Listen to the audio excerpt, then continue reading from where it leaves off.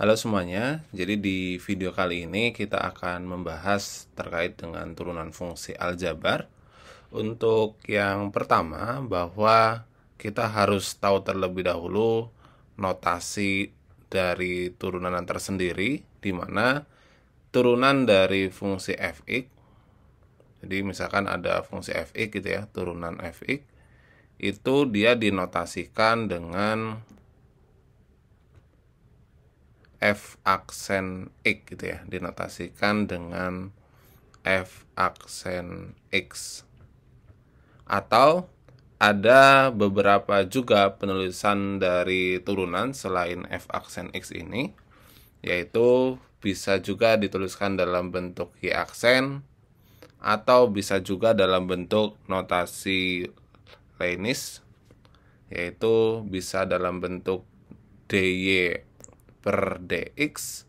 Artinya kalau dy per dx ini y-nya diturunkan terhadap x, bisa juga itu adalah dfx per dx. Nah, ini adalah beberapa notasi dari turunan fungsi aljabar. Kemudian untuk yang kedua, kita akan membahas terkait definisi dari turunan fungsi aljabar tersendiri, yaitu definisinya bahwa jika ada fungsi fx, maka turunan dari fungsi fx dalam hal ini adalah f aksen x, dia adalah limit h mendekati 0 dari fungsi x plus h dikurangi dengan fungsi fx, kemudian dibagi dengan h. Nah, ini adalah definisi dari turunan fungsi aljabar. Nah, kemudian sekarang kita akan coba menentukan beberapa turunan dari beberapa fungsi. Yang pertama yaitu turunan dari fungsi konstan. Jadi turunan dari fungsi konstan. Turunan fungsi konstan. Nah, bagaimana turunan fungsi konstan ini gitu ya? Fungsi konstan sendiri, misalkan kita punya fx, dia sama dengan c. Dengan c itu adalah konstanta atau sama dengan k juga boleh, seperti itu. Maka karena tadi turunannya didefinisikan sebagai limit, maka f aksen x-nya itu dia sama dengan limit h mendekati 0. Kita tuliskan terlebih dahulu untuk definisinya, yaitu fx plus h dikurangi dengan fx, kemudian dibagi dengan h. Nah, setelah itu kalau kita perhatikan, kalau di sini dikatai fx itu dia sama dengan k, maka untuk fx plus h dia sama dengan k juga ya. Maka ini menjadi k dikurangi fx, fx sendiri itu adalah k, berarti k min k dibagi dengan h. Dimana kalau k min k itu adalah 0, maka limitnya sekarang menjadi limit h mendekati 0 dari 0 dibagi dengan h. Dimana 0 dibagi dengan h sendiri itu adalah 0, maka ini limit h mendekati 0 dari 0. Maka turunan dari fungsi konstan dia itu sama dengan 0. Nah, kemudian kita akan coba lanjut ke turunan fungsi polinomial. Bagaimana untuk turunan fungsi polinomial? Kita tuliskan terlebih dahulu. Kita akan langsung mengambilkan suatu contoh gitu ya. Misalkan kita disuruh menentukan turunan dari fx dia sama dengan 2x plus 3, maka turunannya berapa gitu ya. Kita tuliskan terlebih dahulu definisi dari turunan tersendiri, di mana definisinya, oke, kita tuliskan terlebih dahulu f aksen x-nya. Jadi f aksen x dia sama dengan limit dari H mendekati 0 dari fungsi fx plus H dikurangi dengan fx kemudian dibagi dengan H. Nah, sekarang kita perhatikan di sini. Karena diketahuinya itu bahwa fx itu dia sama dengan 2x plus 3, maka di sini untuk nilai dari fx plus h, artinya x di sini kita ganti dia dengan x plus h. Jadinya fungsinya menjadi 2 dikalikan dengan x plus h, kemudian ditambah dengan 3 dikurangi dengan fungsi fx, yaitu fx-nya adalah 2x plus 3. Jangan lupa ini kita kasih tanda kurung. 2x plus 3 kemudian dibagi dengan h. Nah, setelah ini apa langkah yang harus kita lakukan? Yaitu kita sederhanakan ya.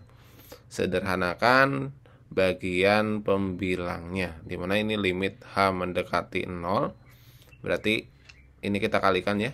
2 dikalikan dengan x sama 2 dikalikan dengan h, jadinya kita peroleh dia adalah 2x plus 2h, kemudian ditambah dengan 3, kemudian ini dikurangi dengan 2x minus 3, kemudian dibagi dengan h. Nah, kalau kita perhatikan fungsi di pembilang itu terdapat fungsi yang sama.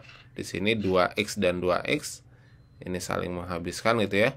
Kemudian 3 dengan min 3 gitu. Sehingga bersisa hanya 2h. Nah, kalau 2h dibagi dengan h, ini kan bisa disederhanakan. Nah, berarti sekarang limit h mendekati 0-nya itu dia dari 2. Berapa limit h mendekati 0 dari 2? Ya, dia sama dengan 2. Maka dapat kita simpulkan bahwa turunan dari fungsi fx 2x plus 3 dia adalah 2. Nah, pertanyaan berikutnya, bagaimana jika kita disuruh menentukan turunan dari fungsi kuadrat gitu ya, atau fungsi pangkat n? Oke, caranya sama, caranya yaitu dengan menggunakan definisi turunan kembali. Misal yang yaitu turunan dari fungsi akar gitu ya, atau pangkat gitu ya. Oke, sekarang kita akan coba untuk menuliskan kasusnya. Misalkan kita memiliki suatu fungsi pangkat 2 terlebih dahulu.